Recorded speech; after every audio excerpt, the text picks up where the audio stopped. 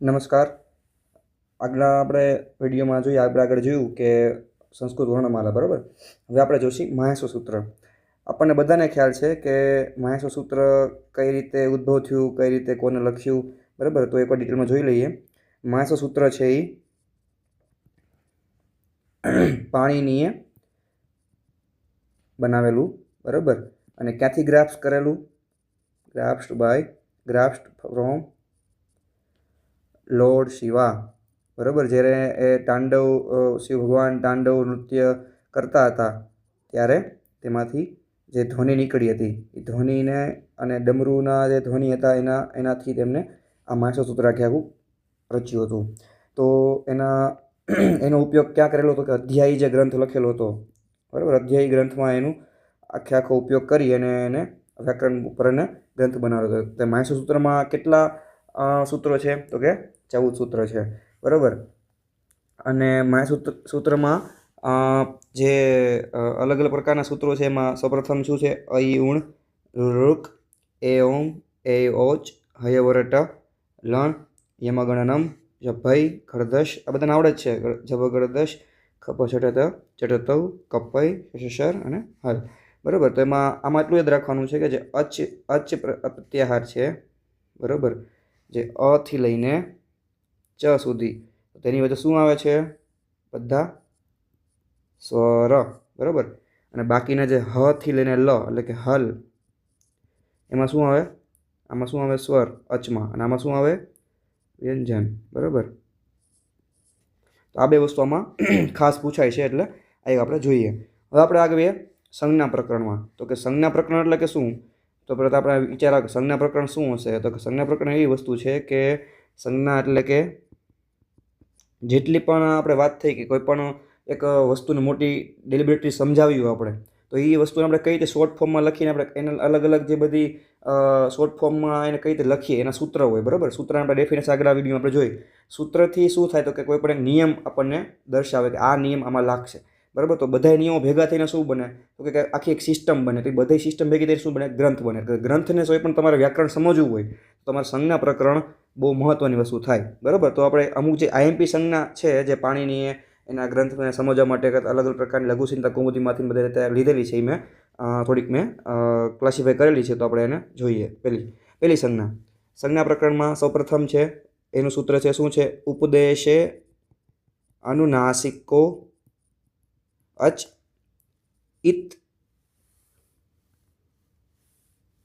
ઇત્સુત સંજ્ઞા, બરાબર. ઇત્સુત સંજ્ઞા મીન્સ કે આમાં વધારાથી યાદ રાખવાનું. શું યાદ રાખવાનું છે? કે જેટલા પણ અનુનાસિક વર્ડ છે, બરાબર. અનુનાસિક વર્ણ છે આપણે ક ખ ગ ય એ બધી આખો વર્ગ જોયો તો પહેલાં વર્ણમાલામાં, એમાંથી જેટલા પણ અનુનાસિક જે સ્વર છે કે જે નોઝ દ્વારા ઉચ્ચારણ થાય છે, બરાબર, એને શું કહેવાય? એને ઈત સંજ્ઞા લાગશે. બસ આટલું જ યાદ રાખવાનું છે, વધારે યાદ રાખવાનું, બરાબર. જેમ કે અ હોય તો અ આપણે કંઠમાંથી નીકળે છે, પણ અ જો નાસિકા સાથે કંઠ સાથે નાસિકા પણ આપણે બોલીએ, ઉચ્ચારણ કરીએ નાસિકામાંથી, તો એને શું કહેવાય? અનુનાસિક કહેવાય, બરાબર. તો અનુનાસિકને આમાં શું નિયમ કે છે? ઉપદેશ શું આપ્યો? તો કે એમાં એને ઈત સંજ્ઞા ગણવી, એટલે કે અ છે એને ઈત સંજ્ઞા ગણવી. બસ આટલું જ યાદ રાખવાનું છે. જો અનુનાસિક હોય તો કોઈ પણ સંજ્ઞા હોય તો અનુનાસિક કોઈ પણ અનુનાસિક થાય તો એને ઈત સંજ્ઞા લગાડવી. બસ આ એક તમને પૂછી શકે તો પૂછી શકે, પણ એટલું બધું આઈએમપી નથી, બરાબર. બીજી વસ્તુ તો કે હલંત્યમ ઈત સંજ્ઞા. હલંત્યમ ઈત એટલે કે હલંત્યમ ઈત સંજ્ઞા એટલે ઈત સંજ્ઞા કોને હજી લગાડશે? જેમ અનુનાસિકને લગાડી એમ ઈત સંજ્ઞા કોને લાગશે? હજી જે હલ વર્ણ હશે, બરાબર. એટલે કે જેની પાછળ હલ હશે, એટલે કે જેમ કે અણ પ્રત્યય છે, બરાબર. તો અણ પ્રત્યયમાં જે છે, અણ પ્રત્યયમાં શું હલ છે?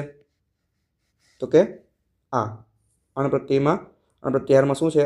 અણ છે એ હલંત છે, બરાબર. તો હલંતને શું લાગશે? ઈત સંજ્ઞા લગાડવી. બસ આ એવું કહે છે, ઈત સંજ્ઞા લગાડવી. પછી તો કે આદિ અંત્યેન સંહિતા, ત્રીજું સંજ્ઞા, બરાબર. આદિ અંત્યેન સંહિતા, બરાબર. આ એક કહેવાય ને કે એક એફોરિઝમ છે, એટલે કે તમને કંઈ એમાં વધારે જાણવું નથી, ખાલી તમારે સમજવાનું છે. આદિ અંત્ય અને સંહિતા એટલે કે આદિ અને અંતમાં, બરાબર, જેટલું પણ અણ પ્રત્યય છે તો અણમાં શું છે? હલ છે, બરાબર. તો અણને ઈત સંજ્ઞા લાગી. તો જે સૌથી છેલ્લા અક્ષરને જો એને અણમાં ઈત સંજ્ઞા લાગી તો મીન્સ કે આખાઈને આપણે ઈત સંજ્ઞા લગાડવી. બસ આ છે આદિ અંત્ય અને સંહિતા, બરાબર.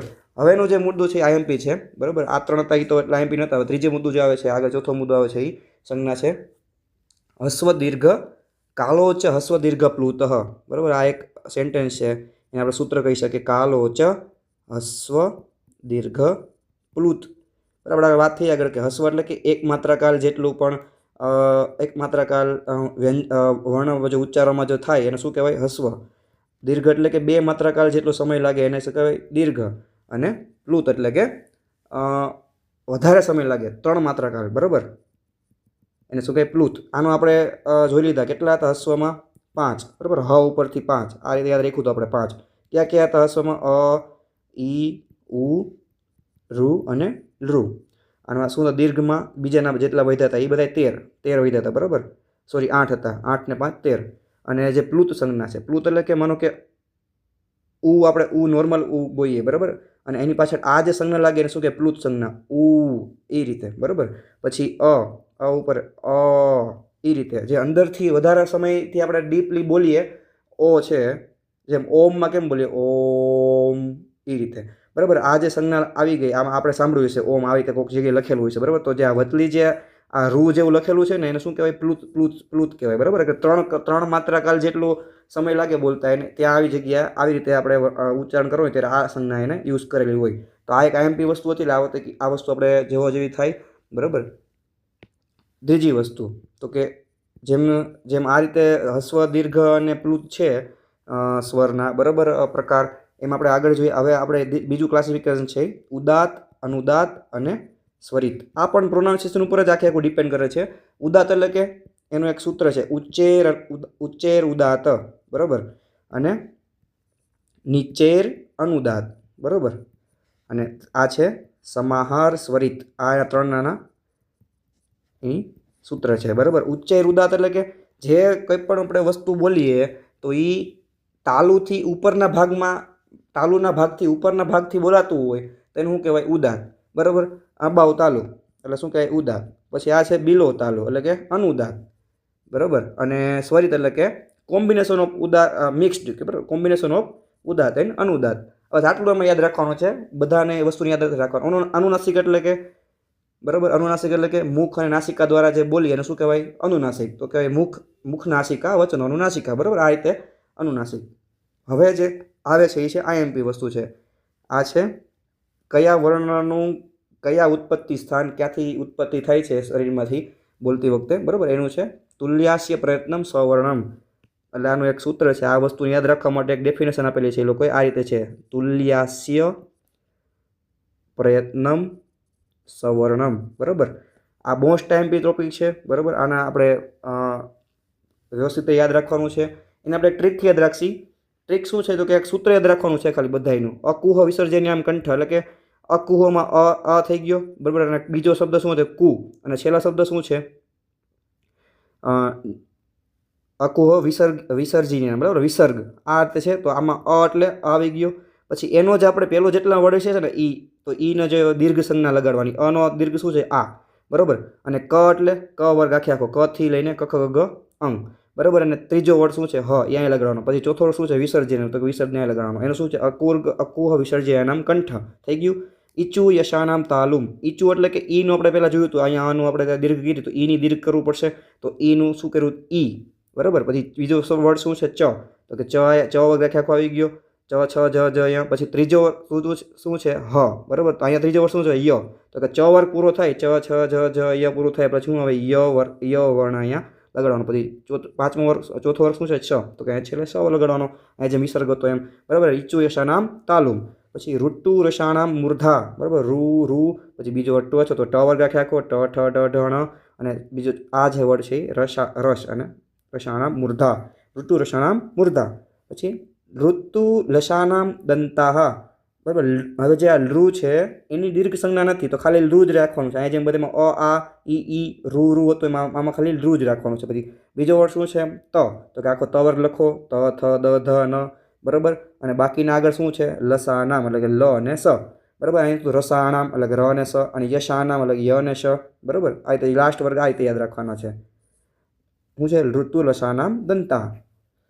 ઉપુપધ્યમાને ધમનિયાનામ ઓષ્ઠો, બરાબર. ઉ પછી પ ઉપર છે એટલે પ પાખો વાર પફ બભ મ બરાબર ઉપધમનીય નામ ઓષ્ઠો બરાબર આ રીતે એને યાદ રાખવાનું છે ઉપધમનીય પ છે અને ઉપધમનીય ફ છે બરાબર આ રીતે યાદ રાખીએ ને એ ઓષ્ઠ ઉપરથી એનું સ્થાન છે હોઠમાંથી વર્ણ નીકળે છે પછી છે યમગણના નામ નાસિકા બરાબર નાસિકામાંથી શું છે આખો યમગણન બરાબર પાછળના જેટલા પણ અનુસ્વાર અનુનાસિક શબ્દો હતા એ બધા યમગણન આખો જે પાછળના ક ખ ગ ઘ ચ છ બધીને પાછળના જે હતા આ બધા વર્ડને શું કહેશે આપણે નાસિકા એ દે તો કંઠ તાલુ કંઠ અને તાલુમાંથી શું નીકળે છે કે એ દે તો આની જ રીતે યાદ રાખવાનું છે એ એટલે એ અને એ એટલે દેમાં આપણે યાદ રાખીએ છીએ એની પરથી એ થઈ જશે બરાબર ઓ દો તો કંઠોષ્ટમ બરાબર એ દે તો કંઠ તાલુ ઓ દો તો કંઠોષ્ટમ આ બંનેમાં આપણે યાદ રાખવાનું છે કઈ રીતે યાદ રાખશી તો કે ઓ છે બરાબર તો આમાં શું છે કંઠ અને ઓષ્ઠ આમાં ઓ એટલે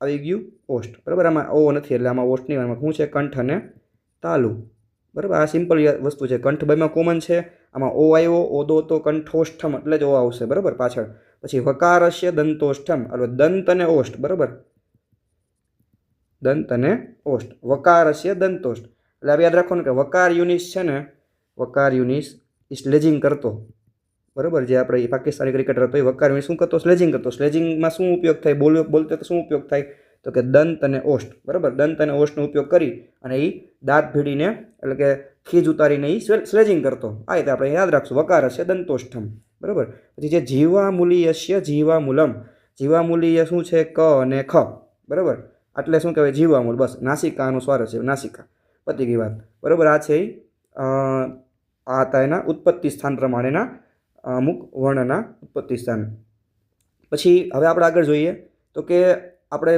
ઘણી જગ્યાએ જોયું છે કે પ્રયત્ન એટલે કે બોલવાની રીત બરાબર બોલવાની રીતથી એટલે કે અલગ અલગ પ્રકારના 5 પ્રકાર છે એના શું છે આભ્યંતર પ્રયત્ન અને શું છે બાહ્ય પ્રયત્ન બરાબર મેઇન એના 2 ટાઈપ આભ્યંતર પ્રયત્ન અને બાહ્ય પ્રયત્ન હવે આભ્યંતર પ્રયત્ન એટલે કે તો કે જેટલા પણ અંદરથી જે વર્ણ ઉત્પન્ન થાય એમાં આપણી જીભ જે અલગ અલગ સ્થાનને અટતી હોય જીભ મોઢું ખુલતું હોય ન ખુલતું હોય તે પ્રકારના વર્ગીકરણ છે સ્પૃષ્ટ એટલે કે હવે જે જીભ છે એ કોઈક વર્ષ તાલુમાંથી નીકળતો કોઈ કંઠમાંથી નીકળતો હોય બરાબર કોઈક મૂર્ધામાંથી નીકળતો હોય તો જીભ બધા જે ઉત્પત્તિ સ્થાન છે આ લોકોને એ બધાને જે ટચ કરીને વ્યવસ્થિત રીતે ટચ કરે તો શું કહેવાય સ્પૃષ્ટ પછી જે ઓછી ટચ કરે કમ બરાબર ઓછી ટચ કરે તો શું કહેવાય ઈષત સ્પૃષ્ટ બરાબર અને પછી છે વિવૃત એટલે કે મોઢું ખુલે બરાબર બોલતા જો એનું મુખ ખુલતું હોય તો શું કહેવાય વિવૃત ઈષત વિવૃત એટલે કે ઓછું ખુલે બરાબર અને સંવૃત એટલે કે બંધ રહે